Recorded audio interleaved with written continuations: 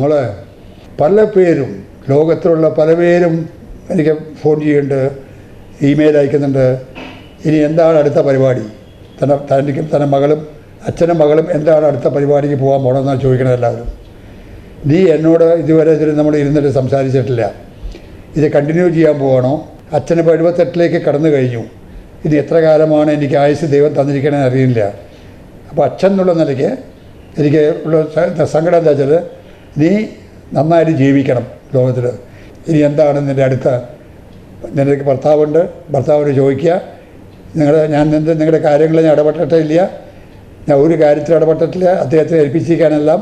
അപ്പോൾ എന്നാലും എനിക്കൊന്ന് അറിയണമെന്നൊരാഗ്രഹമുണ്ട്. ഞാൻ ലോകം വിട്ടു പോകുന്നതിന് മുമ്പ് ഈ എന്താണ് അടുത്തിൻ്റെ ഫ്യൂച്ചർ എന്നറിയണം എനിക്ക്. ഞാൻ ഇടപെടില്ല. നെക്സ്റ്റ് മിനിറ്റ് എന്താവുന്ന നമ്മൾക്ക് അറിയില്ല. നമ്മളുടെ ഫ്യൂച്ചറെ കുറിച്ച് നമ്മൾ സംസാരിക്കാൻ പറ്റുമോ? ഞാനല്ല ചോദിച്ചത്, അച്ഛനാ ചോദിച്ചത്. എൻ്റെ അച്ഛൻ പറയുന്നത് 100% കറക്റ്റാണ്. ഏജാണ്, ഈസ് ഏജിങ്. പക്ഷെ ഈ ചോദ്യത്തിന് നിങ്ങൾക്ക് മറുപടി കൊടുക്കാൻ പറ്റുമോ? അല്ല, എന്തോ എനിക്ക് തോന്നുന്നു.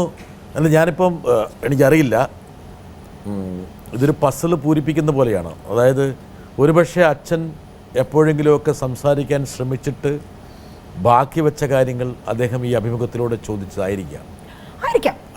സി, ഇങ്ങനെ നോക്കിയാൽ നമ്മുടെ ലൈഫിൽ എത്ര ക്വസ്റ്റ്യൻസ് ആണ് ആൻസേർഡ് പോയിട്ടുണ്ട്. ആ ക്വസ്റ്റ്യൻസിനേക്കാൾ വളരെ പ്രധാനമാണ്. എന്താ കാരണം വെച്ചാൽ സുധയുടെ ഏറ്റവും വലിയ താങ്ങും തണലുമായിരുന്നു ആ അച്ഛൻ. എവിടെയോ ഒരു എന്താ പറയാ, എന്തോ ഞാനിപ്പോ മനസ്സിലാക്കുന്നത്. ഇപ്പൊ ഞാൻ വീട്ടിലിരുന്നാലേ ഞാൻ മെന്റലി ബ്ലോക്ക് ആവും. എനിക്കത് പ്രശ്നമുണ്ട്. അത് എൻ്റെ ഭർത്താവിനെ കറക്റ്റായിട്ട് അറിയാം. He nose.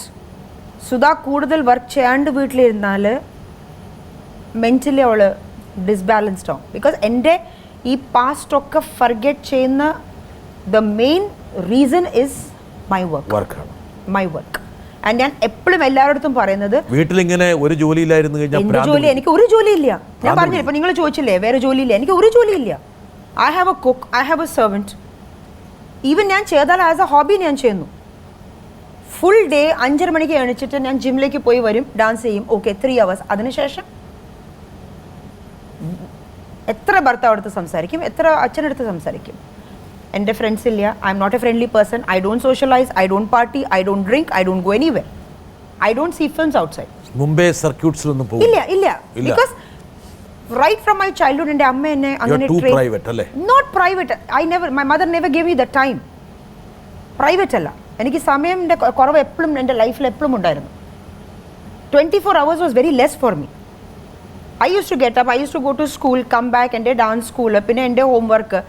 എനിക്ക് തോന്നിയൊരു കാര്യം ഞാൻ പറയട്ടെ. എനിക്ക് തോന്നുന്നു ഇപ്പം സുധയുടെ ഈ സൗഭാഗ്യവും സ്നേഹവും ഇതൊക്കെ പങ്കുവെക്കാൻ വേണ്ടിയിട്ട് ഒരു അനന്തരാവകാശിയായിരിക്കും പുള്ളി ഉദ്ദേശിക്കുന്നത്. I don't know, it's too late. Is it? Of course. പിന്നെ അത്ര വയസ്സായതോ?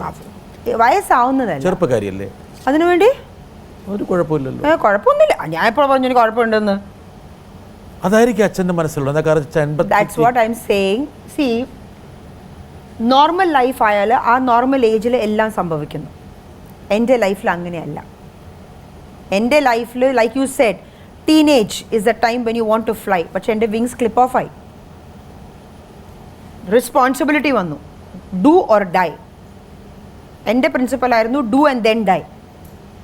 സോ എൻ്റെ ഒരു 6-7 കൊല്ലം അതിൽ പോയി. എൻ്റെ formative stage when people were seeing movies and playing around college life. എനിക്ക് കോളേജ് അല്ല, എൻ്റെ ഫോക്കസ് എൻ്റെ ഡാൻസ് ആയിരുന്നു. I use to go to college. ഞാൻ MA student. I M A post graduate with international economics and industrial economics. So one side എൻ്റെ academic, next തിരിച്ച് വന്നതിന് ശേഷം എൻ്റെ ഡാൻസ്.